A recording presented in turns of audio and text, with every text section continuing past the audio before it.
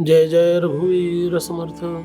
शुका सारिखे पूर्ण वैराग्य जाचे, वसिष्ठा परिज्ञान योगेश्वराचे. कवी वाल्मिका सारिखा मान्यायसा, नमस्कार माझा सद्गुरु रामदासा. मला वाटते अंतरित्वा वसावे, तुझ्या दासबोधास त्वा बोध व्हावे. अपत्या परिपाजवी प्रेमरसा, महाराज या सद्गुरु रामदासा. गुरुर्ब्रह्मा गुरुर्विष्णुर्गुरुर्दैवो महेश्वरः, गुरुः साक्षात् परं ब्रह्म तस्मै श्री गुरवे नमः. जय जय रघुवीर समर्थ. दशक 6 समास 10 अनुर्वाच्य नाम. आपण दृश्य निरसन या समासाच्या शेवटी एक मुद्दा बघितला होता. त्यामध्ये समर्थांनी समाधान कशानं मिळतं हे सांगितलं होतं. त्यात ते म्हणतात, मी कोण हे जाणावे, मी पण त्यागुनी अनन्य व्हावे, मग समाधान ते स्वभावे अंगी बाणे.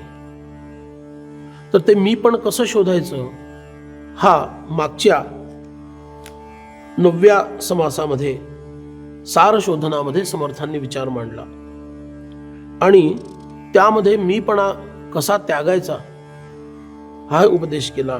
आणि मग आता समाधानाची प्राप्ती कुठं होते, कुठल्या अवस्थेला पोहोचल्यानंतर परिपूर्ण समाधान प्राप्त होतं, मन पूर्ण शांत होतं, कुठलाही संशयाचा किंतु परंतु शिल्लक राहत नाही, हे आता या अनुर्वाच्य या समासामध्ये समर्थ सांगणार आहेत.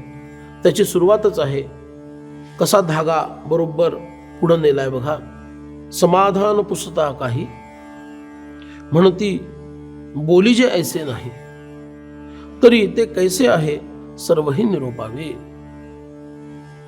शिष्य म्हणतो, स्वामी समाधान कशात आहे असं जर म्हटलं, कुणाला ज्ञानी व्यक्तीला किंवा शास्त्र जाणणाऱ्याला प्रश्न विचारला तर तो एका वाक्यात सांगतो की ते बोलून सांगता येत नाही. पण आता तुम्ही बोलल्याशिवाय किंवा काही सांगितल्याशिवाय आम्हाला तर कळणार नाही की समाधान कशानं मिळेल. तेव्हा हे समाधान कसं मिळतं याचं निरूपण, याचा उपदेश तुम्ही जर आम्हाला केला तर बरं होईल. असं म्हणतात की मुक्यानं गुळ खाल्ला तर त्याला तो गुळ गोड आहे हे सांगता येत नाही. तशी काहीशी अवस्था या समाधानाबद्दल सांगता येत नाही अशी सांगितली जाते, कारण त्याचा अनुभव सांगता येत नाही. तर याचं समाधान काय आहे हे तुम्ही मला सांगावं. ज्याला विचारलं त्याला कळणार नाही अशाच काहीतरी गूढ भाषेमध्ये तो बोलतो, त्यामुळं माझं मन भ्रांत झालेलं आहे. तेव्हा आता आपण माझ्या या शंकेचं मला पटेल या शब्दामध्ये, मला समजेल या शब्दामध्ये, म्हणजे आजच्या भाषेत बोलायचं तर थोडं इलॅबोरेट करून मला तुम्ही सांगा, मला समजावून सांगा. मग सद्गुरू म्हणतात, ठीक आहे, आता लक्षपूर्वक ऐक. विषय गूढ आहे, सूक्ष्म आहे, गंभीर आहे, त्यामुळं लक्षपूर्वक तू तत्पर होऊन ऐक असं सद्गुरू सांगतात. समाधानाचं ठिकाण, अनुभवाचं प्रांत की जो मी आता तुला समजावून सांगतो, सगळं प्रांजळ करून दाखवतो. जे बोलास आकळेना, बोलल्या विणही कळेना, जयासी कल्पिता कल्पना हिंपुटी होय. अरे बोलण्यामुळं ते कळत नाही, पण बोललं नाही तर अजिबातच कळत नाही. आणि कल्पनेमध्ये त्याचं चिंतन केलं, कल्पनेचा विचार केला तर कल्पना सुद्धा काय होते, दुःखी होते, नष्ट होते, क्षीण होऊन जाते. ते समाधान केवळ परब्रह्मामध्ये आहे. ते जाणावे परब्रह्म, जे वेदांचे गुह्य परम, धरिता संत समागम सर्वही कळे. आणि महत्वाचा सिद्धांत सांगितला की हे परब्रह्म जर कळून घ्यायचं असेल तर संत समागम हवा, संतांच्या बरोबर राहण्याची तयारी हवी, संतांची प्राप्ती करून घेण्याची इच्छा हवी. पण आता मी तुला सांगतो, अत्यंत खोल असणारं, गंभीर असणारं, शाश्वत स्वरूपात असणारं, सूक्ष्म असणारं असं सखोल असणारं हे समाधान मी तुला सांगतो. ऐक अनुभवाचे बोल अनुर्वाच्य वस्तू.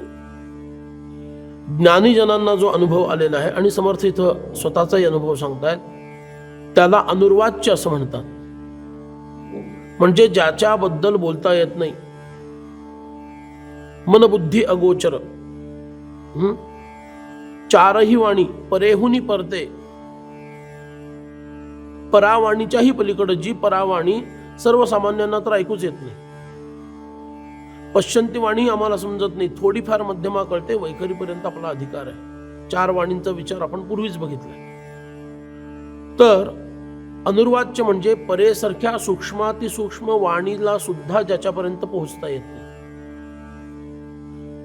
असं ते परब्रह्म स्थान आहे. तिथंच खरं समाधान आहे असं सांगितलं जातं.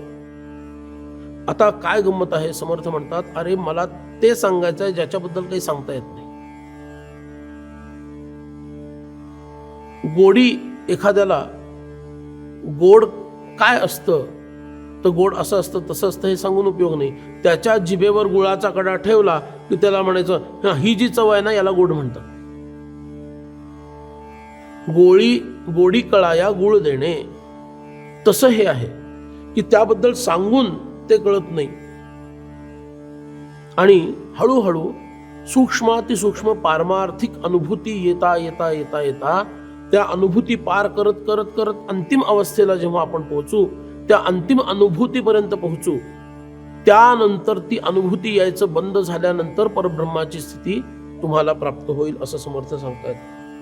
म्हणून समर्थांनी प्रक्रिया सांगितली, काय करावं. दृढ करून या बुद्धी, आधी घ्यावी आपशुद्धी, तेने लागे समाधी अकस्मात. मी कोण आहे, आपशुद्धी म्हणजे मी कोण आहे, आपण कोण आहोत ह्याचा शोध घ्या.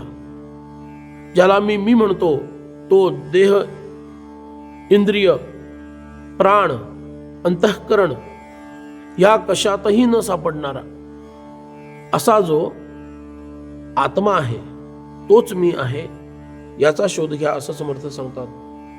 आपले मूळ बरे शोधिता, आपली तो माईक वार्ता, पुढे वस्तूच तत्वता समाधान. मी ज्याला मी मानत आलो तो तर धादांत खोटा आहे, कारण मी म्हणणारी वस्तूच कुठं नाहीये. परमार्थामध्ये गंमत काय आहे, बाह्य कोणतंही ज्ञान जे आहे हे सर्व द्वैतातून प्रकट होणारं ज्ञान आहे. तिथं मी वेगळा राहतो आणि ज्ञेय वस्तू ज्याचं ज्ञान करून घ्यायचंय ती ज्ञेय वस्तू वेगळी राहते. द ऑब्जेक्ट ऑफ नॉलेज ते वेगळं राहतं आणि मी वेगळा राहतो. परमार्थामध्ये ऑब्जेक्ट ऑफ नॉलेजच मी आहे, त्यामुळं तो मी आणि हा मी वेगळा राहू शकत नाही. म्हणून आजपर्यंत मी ज्याला मी म्हणत होतो तो खरा मी नसल्यामुळं समर्थित म्हणतात, आपले मूळ बरे शोधिता, आपली तो माईक वार्ता. मी आतापर्यंत ज्याला मी मानत आलो तो तर खोटा निघाला, माईक आहे, त्याला अस्तित्वच नाहीये मुळात. पुढे वस्तूच तत्वता समाधान, आणि वस्तू म्हणजे सद्वस्तू, सद्वस्तू म्हणजे परब्रह्म, तेच एकमेव दिसतं आणि त्यानं समाधान होतं. आता काही लोकांचा अनुभव असा येतो, जागृत, स्वप्न आणि सुषुप्ती या 3 अवस्था आपल्या सगळ्यांना आहेत. जागेपण, स्वप्नाची अवस्था आणि सुषुप्ती म्हणजे गाढ झोप, याच्या व्यतिरिक्त चौथी कोणती अवस्था नाहीये आपल्याला अनुभवात येणारी. पण जेव्हा साधना पुढं जाते, जेव्हा आपण अंतर्निष्ठ बनतो, त्यानंतर आपल्याला दिसायला लागतं की माझा देह, इंद्रिय, अंतःकरण, प्राणांसहित हे सर्व दृश्य विश्व हे वेगळं आहे आणि आत्मा जो आहे माझा तो वेगळा आहे. ही अनुभूती जेव्हा यायला लागते तेव्हा मी आत्मा आहे असं तो आयडेंटिफाय करतो. आत्तापर्यंत तो स्वतःला देह, इंद्रिय, अंतःकरण, प्राण या संघाताला म्हणजे या समुच्चयाला, म्हणजे या पॅकेजला, मराठीत आता काय सांगायचं तर सध्याच्या बोलीभाषेमध्ये पॅकेज, या सगळ्याला मी मानत होतो आत्तापर्यंत. बट इट इज फॉल्स, हे असत्य ठरलं. मग काय झालं, आत्मा जो आहे तो मी आहे हे त्याच्या लक्षात येतं. म्हणून तो आत्मा आणि आत्तापर्यंत ज्याला मी मी म्हणत होतो तो सगळा पदार्थ, देहबुद्धी चित्त अहंकार अधिक विषय प्राण इंद्रिय याच्या सकट हे सगळं दृश्य विश्व हे सर्वच्या सर्व वेगळं आहे आणि मी वेगळा आहे. मी म्हणजे आत्मा हा वेगळा आहे. याला म्हणायचं साक्षी भाव. आणि हा साक्षी भाव याला चौथी अवस्था म्हटलं. म्हणून चौथी संस्कृतमध्ये तुरीय शब्दाचा अर्थ चौथा असा आहे. म्हणून तुरीय अवस्था याला म्हटलं. या 3 अवस्था सामान्य लोकांना येणाऱ्या जागृत स्वप्न सुषुप्ती या 3 अवस्थांपेक्षा विलक्षण असणारी, वेगळी असणारी आणि म्हणून चौथी असणारी, म्हणून तुरीय नावाची अवस्था सांगितली. त्याचं लक्षण सर्वसाक्षीत्व आहे.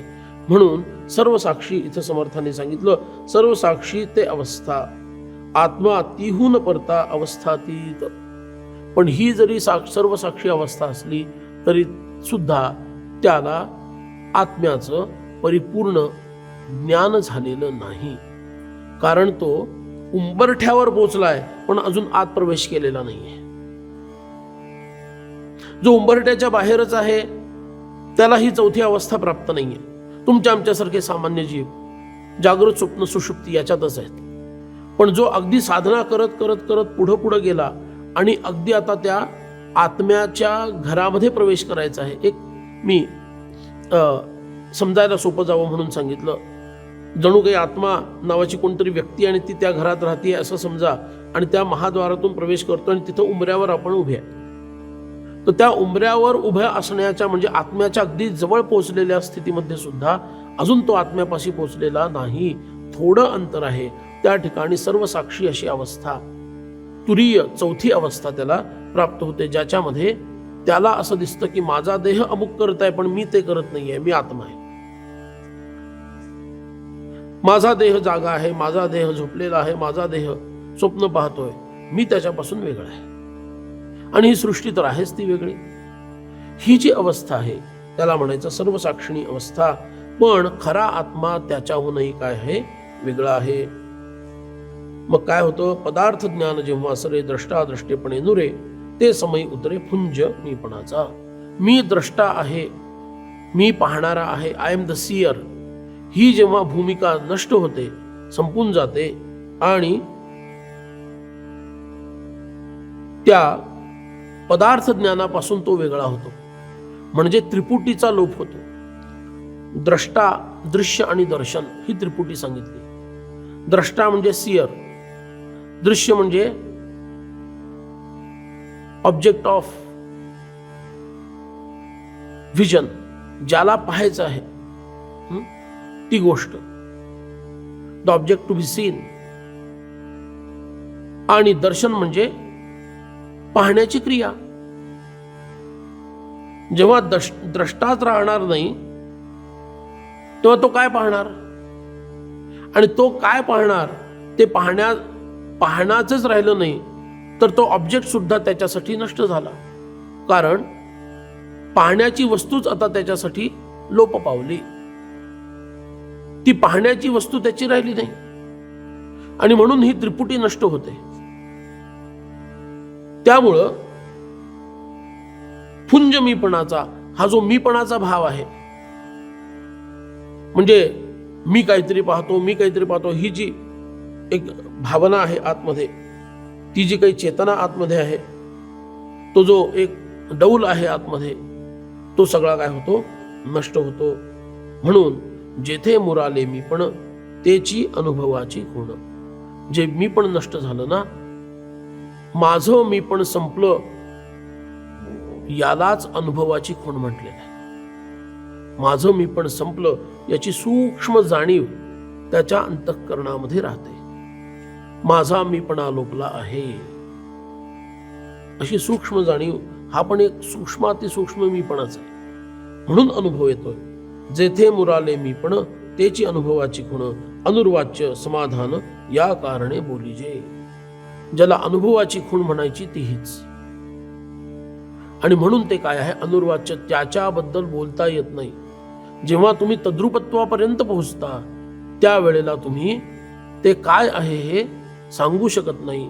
त्याच्यातून बाहेर आल्यानंतर तुम्ही बोलू शकता. जसं गाढ झोपल्यानंतर गाढ झोपलेल्या अवस्थेमध्ये तुम्ही त्या गाढ झोपेचा अनुभव घेऊ शकत नाही का घेऊ शकता?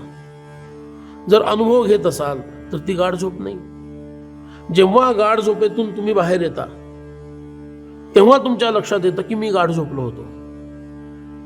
प्रत्यक्ष गाढ झोपलेल्या अवस्थेमध्ये तुम्हाला काहीच अनुभव असत नाही. अनुभव आहे तर त्याला गाढ झोप म्हणता येणार नाही. मी जेव्हा झोपी जात असतो तेव्हा हळूहळू मी झोपी जात आहे ह्याचा अनुभव येतो. पण प्रत्यक्ष झोपी गेल्यानंतर मी झोपलेलो आहे असा अनुभव आपल्याला येत नाही. पुन्हा जेव्हा उठतो तेव्हा अनुभव येतो, काल काही नीट झोप लागली नाही किंवा काल खूप छान झोप लागली. आणि जेव्हा घड्याळ पाहतो तेव्हा कळतो, बापरे एवढा वेळ मी झोपलो, किंवा अरे इतक्या लवकर मी कसा काय उठलो, जे काही असेल ते. पण कळतं कधी? उठल्यानंतर, तोपर्यंत नाही. तसं इथं पण म्हटलेलं आहे, अनुर्वाच्य समाधान या कारणे बोलीजे. ज्याच्याबद्दल बोलता येत नाही, जे काय आहे हे सांगता येत नाही, असं ते अनुर्वाच्य समाधान आहे. अत्यंत विचाराचे बोल तरी ते माईक फोल, शब्द सबाह्य सखोल अर्थची अवघा. एखादं व्याख्यान, एखादं प्रवचन खूप अर्थपूर्ण आहे, खूप पांडित्यपूर्ण आहे, खूप अनुभव सिद्ध आहे, असं जरी असलं तरी माणूस ते शब्द लक्षात ठेवत नाही, त्याचा अर्थ लक्षात ठेवतो. ते शब्द अत्यंत सुसंस्कृत असतील, वाणी अत्यंत प्रासादिक असेल, शब्द प्राचुर्य खूप असेल, व्याकरणाच्या दृष्टीनं शुद्ध असतील, मांडणी फार आकर्षक असेल, चित्तवेधक असेल, हे कितीही असलं तरी जर त्या शब्दांमध्ये अर्थवाहित्व नसेल, त्या शब्दांमध्ये अर्थ धारण करण्याचं सामर्थ्य नसेल, तर त्या शब्दाचा काय उपयोग? आणि मुळात अर्थ कळावा म्हणून शब्द आहे. जेव्हा एखादं प्रवचन किंवा व्याख्यान आपण ऐकतो, ऐकून झाल्यानंतर अर्थ लक्षात घेतला जातो, शब्द विसरले जातात. कारण त्या शब्दांना अर्थ धारण करण्याचं शब्दांमध्ये ते सामर्थ्य आहे. आणि त्या शब्दाच्या माध्यमातून आपण शब्द नाही तर अर्थ ग्रहण करत असतो. त्या शब्दाच्या मागे असणारा अर्थ आपण ग्रहण करत असतो. एखाद्याला जर म्हटलं की तू अमुक अमुक वस्तू घेऊन ये, जर त्या शब्दाचा अर्थच त्याला कळला नाही तर तो शब्द त्यांनी 1000 वेळा जरी उच्चारला जसाच्या तसा, तरी सुद्धा समोरच्याला जे सांगायचं की ती वस्तू घेऊन ये, ती क्रिया त्याच्याकडून घडणार नाही, कारण त्याला अर्थच कळला नाही. पण नुसती खूण जरी केली हाताने आणि जर त्याला कळलं की अरे त्याला ती वस्तू हवी आहे आणि ती वस्तू त्यांनी त्याला आणून दिली, तर त्याचं काम झालं. म्हणजे काय? शब्द हे अर्थवाही असतात, अर्थ समजावा म्हणून शब्द असतात, आणि एकदा तो अर्थ समजला की शब्द फोल ठरतात. म्हणून समर्थांनी इथं फार सुंदर उदाहरण दिलं. शब्द सबाह्य सखोल, अत्यंत प्रचूर अर्थ वाही शब्द, संस्कृत मधले विशेष करून असे शब्द जरी निवडले तरी शब्द सबाह्य सखोल अर्थची अवघा. अर्थाकडेच लक्ष जातं, अर्थच महत्वाचा आहे, शब्दाला महत्व नाही. शब्दाकरिता अर्थ कळे, मग शब्दांची गरज काय? शब्द उच्चारल्याशिवाय अर्थ कळत नाही, म्हणून शब्दांची गरज आहे. जर एखाद्याला शब्द न उच्चारता म्हणजेच मौनानं कळायला लागलं, मौनाची भाषा कळायला लागली, तर शब्दांची गरज नाही. एखाद्याला मनच वाचता यायला लागलं एखाद्याचं, तर तो न बोलताही त्यांचं संभाषण होईल. पण असं सहसा होत नाही, म्हणून शब्दांची गरज आहे. म्हणून इथं काय म्हटलं? शब्दाकरिता अर्थ कळे. शब्द आहेत म्हणून अर्थ कळतो. अर्थ पाहता शब्द व्यर्थ. एकदा अर्थ कळला की तो शब्द बोलायची गरज राहत नाही. अर्थ समजलाय, शब्द सांगे ते यथार्थ परी आपण मिथ्या. म्हणून शब्दांनी अर्थ कळला, अर्थ ग्रहण केला गेला, शब्द सोडले गेले. हे जसं आहे त्याचप्रमाणे साधना करता करता करता तुम्ही त्या आत्म्यापर्यंत पोहोचलात. आता अवस्थातीत झालात आणि आता तुम्ही बाकीच्या सर्व गोष्टींचा त्याग केला. शब्दाकरिता वस्तू भासे, वस्तू पाहता शब्द नासे. शब्द फोल, अर्थ असे घनवटपणे. शब्दांचं महत्व तेवढंच आहे, त्या अर्थापर्यंत घेऊन जायचं, बस एवढंच त्यांचं काम आहे. भुसाकरिता धान्य निपजे. आता एखादं धान्य असतं, त्याच्या भोवती त्याचं संरक्षण करण्यासाठी भूस असतं. आपण काय करतो, भूस बाजूला करतो, धान्य निवडतो. पण झाडाला त्याच्यासहित येतं.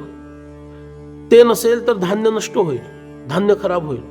म्हणून ती त्याची आवश्यकता आहे. पण आपल्याला भुसाशी कर्तव्य नाही आहे, आपल्याला धान्याशी कर्तव्य आहे. म्हणून आपण काय करतो, तो भूस ते बाजूला करतो आणि त्यातलं दाणा जो असतो मुख्य, तो त्या धान्याचा दाणा आपण गोळा करतो आणि भूस बाजूला टाकून देतो. तसं शब्द भूस जाणीजे अर्थधान्य. शब्द हे भुसासारखे आहेत आणि अर्थ मात्र काय आहे, त्या शब्दामागं लपलेला अर्थ काय आहे, धान्यासारखा आहे. म्हणून पोचटपणे घनवट घनवटी पुढे पोचट तैसे शब्द हे फलगट परब्रह्मी. म्हणून परब्रह्माचं ज्ञान करून देताना शब्दांची मर्यादा लक्षात घ्यायची, अर्थग्रहण करायचा, शब्द सोडून द्यायचे. तो अर्थग्रहण केला की परब्रह्माचं ज्ञान व्हायला मदत होते. शब्द बोलवणी राहे, अर्थ शब्दापूर्वीच आहे. शब्द उच्चारला तेव्हाच त्या शब्दाला अर्थ आहे का? अर्थ पहिल्यापासूनच आहे. आता हा दासबोध माझ्या हातात आहे, मी दासबोध हा शब्द उच्चारण्याच्या आधी त्या शब्दानं लक्षित झालेला अर्थ दासबोध हा आहे की नाही? पहिल्यापासूनच आहे. मी दासबोध उच्चारल्यानंतरच त्याला अस्तित्व निर्माण झालं का? तर नाही. मग काय आहे? शब्द बोलवणी राहे, अर्थ शब्दापूर्वीच आहे. शब्दाच्या आधीपासूनच अर्थ विद्यमान आहे. या कारणे न साहे उपमा तया अर्थासी. म्हणून त्या अर्थाला दुसरी उपमा देता येत नाही. भूस सांडवून कण घ्यावा, तैसा वाच्यांश त्यजावा, कण लक्ष्यांश लक्षावा, शुद्ध स्वानुभवे. आणि आता शुद्ध स्वानुभव येणं हाच काय आहे? लक्ष्यांश आहे. वाच्यांश सोडून द्यावा, वाणीचा त्याग करावा आणि त्याच्यातून लक्ष्यांश म्हणजे तो जो अर्थ आहे तो ग्रहण करावा. तोच शुद्ध स्वानुभव सांगितलेला आहे. दृश्या वेगळे बोलीजे त्यासी वाच्यांश म्हणजे. आता शब्दांनी जे सांगायचं परब्रह्म काय आहे, दृश्यापेक्षा भिन्न आहे, याला वाच्यांश म्हणायचा. त्याचा अर्थ जो जाणीजे शुद्ध लक्ष्यांश. पण दृश्या वेगळे परब्रह्म हा शब्द सोडला तरी त्याचा जो अर्थ आहे दृश्याहून भिन्न असणार परब्रह्म, ते ध्यान करता करता सर्व दृश्यांचा निराश केल्यानंतर जे उरलं ते परब्रह्म. हा जो लक्ष्यांश आहे त्याचा तो लक्ष्यांश काय आहे? तो शुद्ध लक्ष्यांश महत्वाचा. ऐसा जो शुद्ध लक्ष्यांश तोची जाणावा पूर्व पक्ष. आता इथून पुढचं समजून घेणं खूप आव्हानात्मक आहे, बुद्धीसाठी पेलायला अवघड आहे. कारण समर्थ म्हणतात आता तो लक्ष्यांश तुम्ही धारण केला म्हणजे काय? ध्यान करता करता सगळं दृश्य दूर केलं आणि त्यानंतर जे उरलं ते परब्रह्म, याला लक्ष्यांश म्हटलं. असं जे मानलं तो लक्ष्यांश पूर्व पक्ष सांगितलाय. आता पहा काय म्हणतात समर्थ. ऐसा जो शुद्ध लक्ष्यांश तोची जाणावा पूर्व पक्ष. त्यालाच पूर्व पक्ष म्हटलेला आहे. स्वानुभव तो अलक्ष लक्षिला नवचे. पण प्रत्यक्ष जो स्वानुभव आहे त्याचं वर्णन करता येत नाही. याचं कारण दिलेलं आहे. जेथे गाळून सांडिले नभा तो अनुभवाचा गाभा, ऐसा तोही उभा कल्पित केला. कारण जिथं अनुभव आला तिथं त्रिपुटी निर्माण झाली. द्रष्टा, दृश्य आणि दर्शन. मला दृश्याचं दर्शन झालं हा अनुभव आहे. जोपर्यंत द्रष्टा दृश्यामध्ये तद्रूप होत नाही तोपर्यंत ही त्रिपुटी द्रष्टा दृश्य दर्शन ही शिल्लक राहणार आहे. आणि जिथं स्वानुभव म्हटलं जातं त्या ठिकाणी तो एकच शिल्लक राहायला पाहिजे, दोन राहून चालत नाहीत. द्रष्टा वेगळा आणि दृश्य वेगळं हे दोन राहून चालत नाही. नाहीतर स्वानुभव शब्दाला अर्थ काय? स्वतःचाच स्वतः घेतलेला अनुभव हा जर स्वानुभव असेल तर स्वतःचा स्वतः घेतलेला अनुभव वेगळेपणानं घेता येईल का? मी वेगळा आणि अनुभव घ्यायचा मी वेगळा म्हणजे पुन्हा दोन मी निर्माण झाले. मग मी एक आहे की दोन आहेत? जर मी एकच असेल तर तद्रूपत्वानंच तो अनुभव घेता येईल आणि अनुभव शब्दालाही मग नंतर अर्थ राहत नाही. म्हणून काय सांगितलं की अरे जिथं नभाला म्हणजे या आकाश तत्वाला सुद्धा गाळून घेतलाय तर ते गाळणं कसं निर्माण करायचं तर मोठा अवघड आहे. हे समजून घ्यायचं शब्द की जिथं आकाशालाही गाळून घेतलेलं आहे त्या ठिकाणी केवळ कल्पनाच पुढे जाऊ शकत नाही, अनुभव शिल्लक राहू शकत नाही. ते परब्रह्म हे तद्रूपत्वानंच जाणायचं आहे. मिथ्या कल्पनेपासून झाला खरेपणे कैसे असेल त्याला, म्हणून तेथे अनुभवाला ठावची नाही. म्हणून जो जो अनुभव आलेला आहे ना तो सर्व अनुभव काय आहे? हा काल्पनिक आहे. म्हणून दोनपणा किंवा त्रिपुटी, अनुभवाची त्रिपुटी ही नष्ट केली पाहिजे. अद्वैतामध्ये द्वैताला स्थान नाही. मला मीचा अनुभव आला हे म्हणणंच चुकीचं आहे. म्हणजे मी भलतंच कोणाला तरी बघितलेलं आहे किंवा पाहणारा तरी कोणीतरी वेगळा आहे. मीच मीला पाहिलेलं नाही आहे, वेगळाच कुणीतरी मीला पाहिलं. तो वेगळाच तर बाजूला काढायचा आहे आणि त्या खऱ्या मीपर्यंत पोहोचायचं आहे. म्हणून पुढं काय सांगितलं? शब्द मौनाचा विचार भावया मूळ ओंकार, तो ओंकार गेलिया उच्चार कैसा करावा. आता शब्दाचं जे मौन आहे, भाषण करणं आणि मौन राखणं, या दोन्ही गोष्टी यांचं मूळ कारण ओंकार आहे. कारण ओम मध्ये अकार उकार मकार आणि अर्धमात्रा मौनाची आहे. म्हणून 3.5 मात्रांचा ओम म्हटलेला आहे. त्याच्यात अकार एक मात्रा, उकार दुसरी मात्रा, मकार तिसरी मात्रा आणि अर्धमात्रा आहे ती अनुर्वाच्य आहे, ती मौनाची आहे. म्हणून ओम मधला 3 मात्रा या भाषणाच्या आहेत, बोलण्याच्या आहेत आणि अर्धी मात्रा मौनाची आहे. म्हणून इथं काय म्हटलं की शब्द आणि मौन याचा विचार व्हावया मूळ ओंकार आहे. याचं मूळ काय आहे? ओंकार आहे. आता तो ओंकारच जर राहिला नाही, त्या परब्रह्मामध्ये लीन झाला, तो ओंकारच परब्रह्मामध्ये लीन झाला तर आता कसं बोलता येईल आणि मौन तरी कसं राखता येईल? ती अवस्था सगळ्यांच्या पलीकडची झालेली आहे. म्हणून अनुभव घेणारा, अनुभव आलेला आणि ज्याचा अनुभव घ्यायचा हे सर्व माईक आहेत. ही मायाच मुळात नाही आहे. तर आता त्याला काय म्हणावं? जे उरलं त्याला काय म्हणावं? ते उरलं त्याबद्दल बोलताच येत नाही, म्हणून त्याला अनुर्वाच्य म्हणायचे. आणि म्हणून समर्थ म्हणतात वेगळेपणाची माता ते लटिके वंध्येची सुता, म्हणून या अभिन्नता मुळीच आहे. म्हणून अभिन्नपणा, एक तद्रूपता, एकरूपता ही मुळातच सांगितलेली आहे. आणि भिन्नत्व याला वंध्या सुताची माता असं सांगितलेलं आहे. म्हणजे जी मुळात वांझ स्त्री आहे पण तिला मुलगा आहे. आता हे खरं आहे का? खरं नाही आहे. म्हणून हे जे काही अनुभव आला येतं हे सर्व माईक आहे असं सांगितलं. आणि मग समर्थांनी एका अजन्म्याची कथा सांगितली. हा अजन्मा कसा आहे? हा झोपला होता. त्यांनी स्वप्नामध्ये स्वप्न बघितलं आणि त्याला दिसलं की सद्गुरूंना शरण गेलं पाहिजे संसार दुःखापासून दूर होण्यासाठी. मग ते म्हणतात सद्गुरूंच्या कृपेच्या बळामुळं त्याचा संसार नष्ट झाला आणि त्याला ज्ञान झालं आणि त्याचं अज्ञान नष्ट झालं.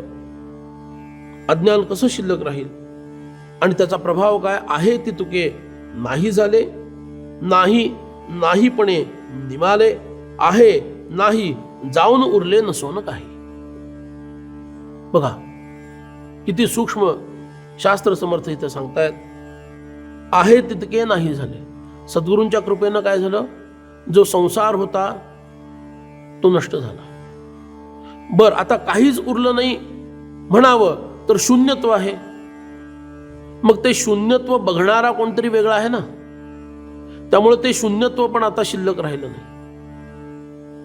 शून्यत्व शिल्लक राहिलं नाही, कारण शून्याला पाहणारा, काहीच शिल्लक नाही म्हणणारा कोणतरी शिल्लक आहे, की जो स्वतः शून्य नाहीये. जर तो स्वतः शून्य असता तर त्याला त्या शून्यत्वाचा अनुभव आला असता का?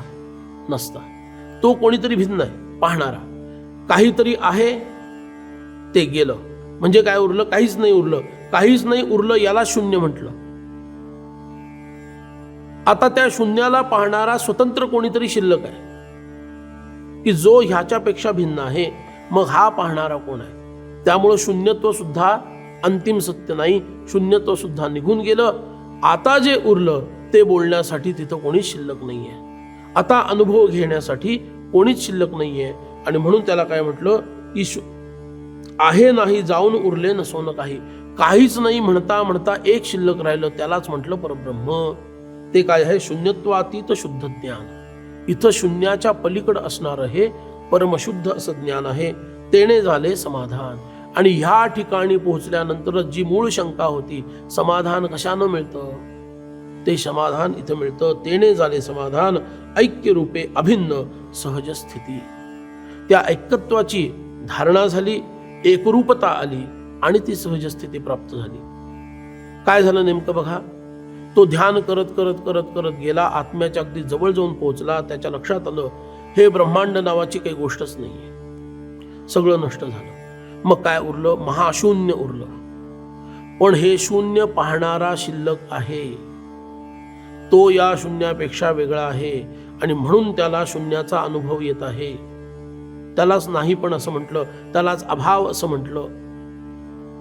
So he is experiencing the non existing thing. म्हणजे शून्य शिल्लक आहे ना.